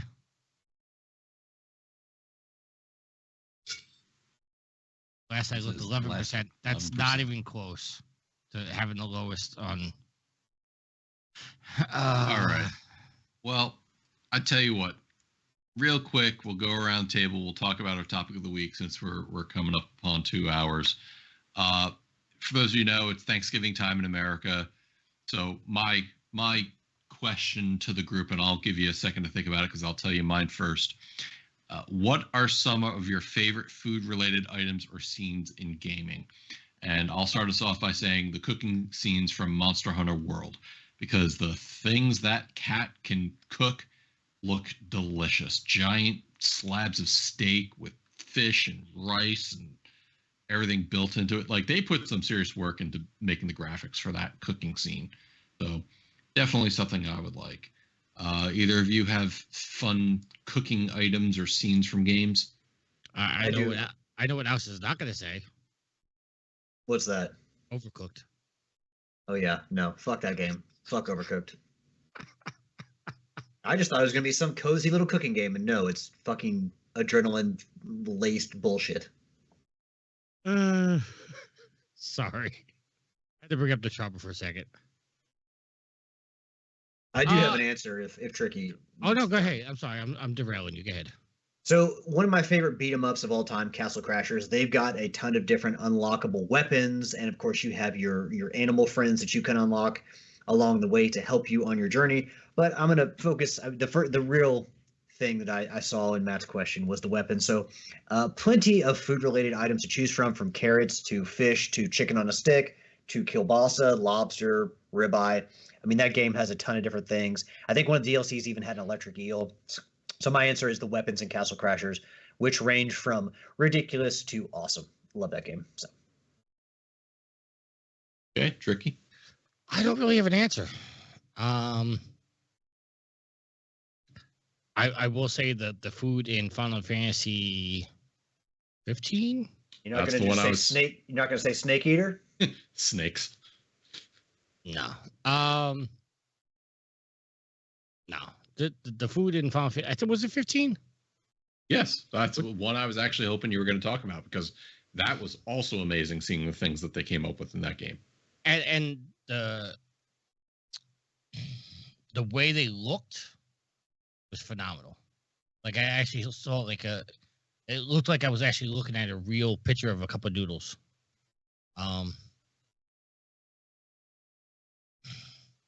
There's no other I guess I just never really thought about like the food in a game. It's I tell you, because when you look at something like Dragon's Dogma 2 and you're cooking food in that game, they literally just throw up a live video of cooking steak on a grill. Like, it was so off-putting, it was weird, but it was live video. I was about to say live steak, and that's just an oxymoron that I'm not going to go into. But it just got me thinking, like, you know, I sometimes I play games and I look at that and go, God, now I'm hungry. I will throw since Tricky can't come up with an answer, or I did come up with an answer. No, you did, but I'll throw for all the Ghostbusters fans out there. I'll throw this out there.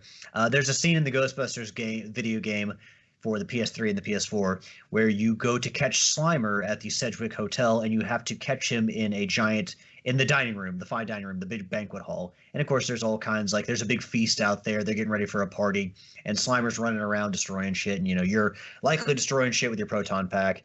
So, and your particle thrower. So that's another food related scene that I really appreciate in games. All right. So I'm looking to buy Baldur's Gate 3 now, and this Baldur's Gate DLC.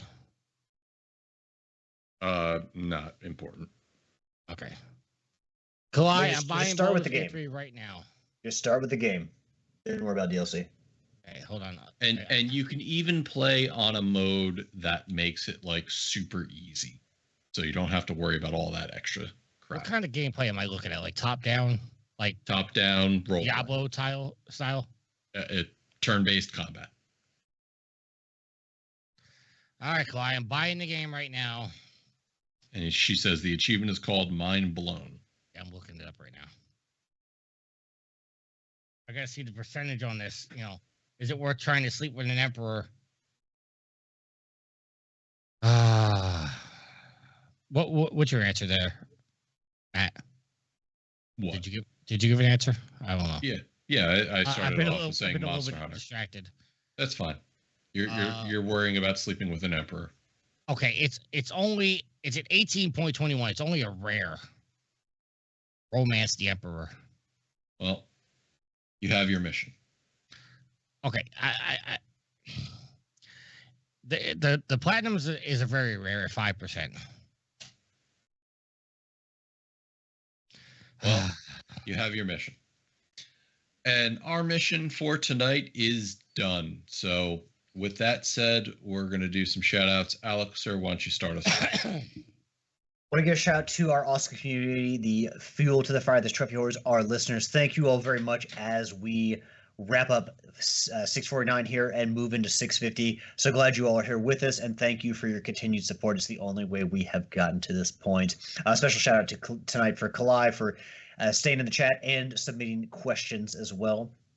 Give a shout out to Tricky, especially because he is now, we thought he was going to miss a couple weeks, but he came back a week early to join us. So thank you, sir.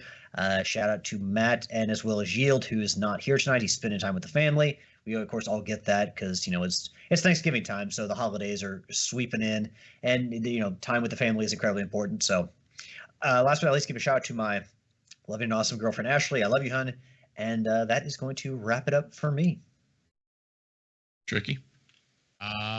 Shout out to everybody. Shout out to the goddess. Shout out to Sweet Mama D. Twerp you to the freaking pain in my neck. It's very, very, very, very bad. He's being literal, folks. Yeah, literally. I'm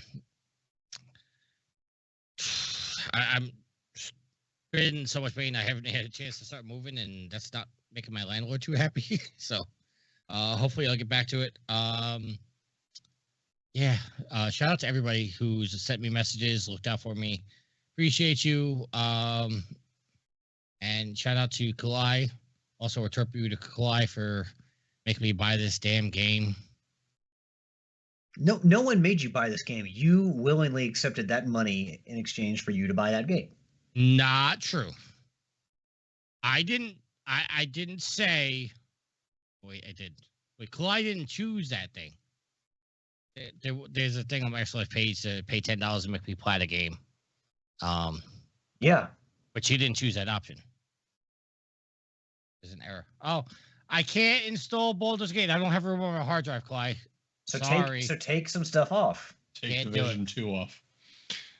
He says there's no way to choose it. You done with your shout out, sir? Yes, I'm done. Thank you, everybody. We'll see you guys next week.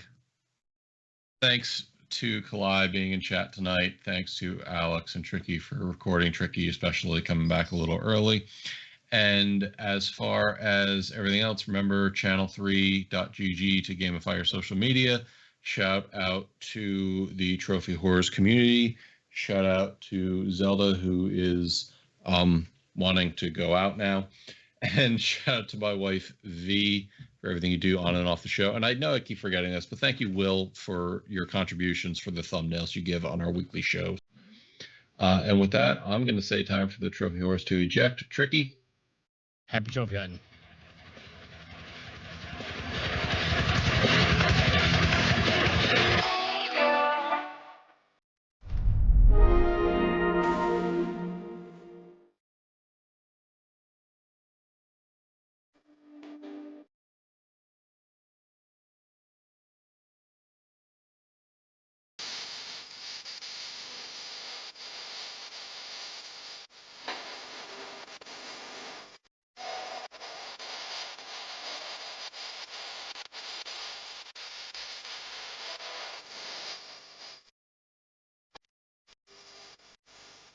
The theme song is Venus by the band Eden off their album Z. Permission granted by the band and 12 Stone Records. You can find them on Facebook by going to www.facebook.com/EvenPhilippines.